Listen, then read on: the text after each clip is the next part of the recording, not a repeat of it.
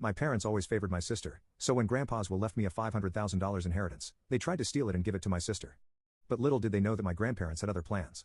I, 28M, come from a family with a long and complicated history of favoritism. My parents, especially my dad, have always favored my younger sister Amy, 25F, over me. This favoritism started when we were kids and only got worse as we grew up. From my earliest memories, Amy was always the golden child. When I was 5 and she was 2, our parents threw her an extravagant birthday party with a bouncy castle, a petting zoo, and professional face painters. For my birthday that same year, I got a small family dinner and a store-bought cake. This set the tone for years to come. As we grew older, the disparities became more apparent. Amy always got the newest toys, the best clothes, and the most attention. I remember when I was 10, I saved up my allowance for months to buy a new bike. When Amy saw it, she threw a tantrum because she wanted one too. Instead of teaching her about saving or waiting, my parents immediately went out and bought her an even better bike than mine. School was another arena where the favoritism shone through. My parents went to all of Amy's school events but often missed mine. In 4th grade, I had the lead role in the school play. I was so excited and practiced for weeks.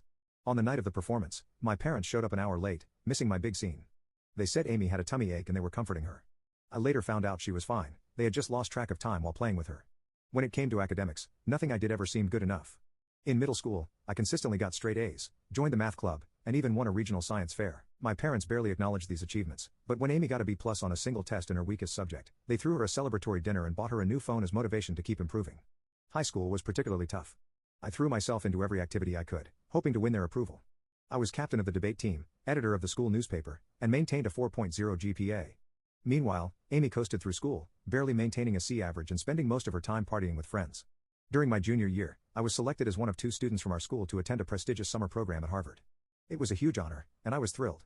When I shared the news at dinner, my dad grunted and changed the subject to Amy's upcoming dance recital. My mom at least said, "That's nice," but quickly moved on. The night of Amy's recital, which fell on the same day I was leaving for Harvard, my parents couldn't drive me to the airport because they didn't want to miss Amy's performance. I had to ask a friend's parents for a ride. The college application process was another painful experience. I spent months perfecting my essays, participating in extracurriculars, and studying for the SATs. I was accepted into several top-tier universities and received a substantial scholarship to my dream school. When I announced this at dinner, my parents' response was lukewarm at best.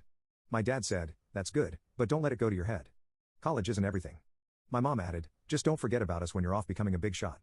In contrast, when Amy barely graduated high school and decided not to go to college, my parents were completely supportive. They praised her for knowing herself and not conforming to societal pressures.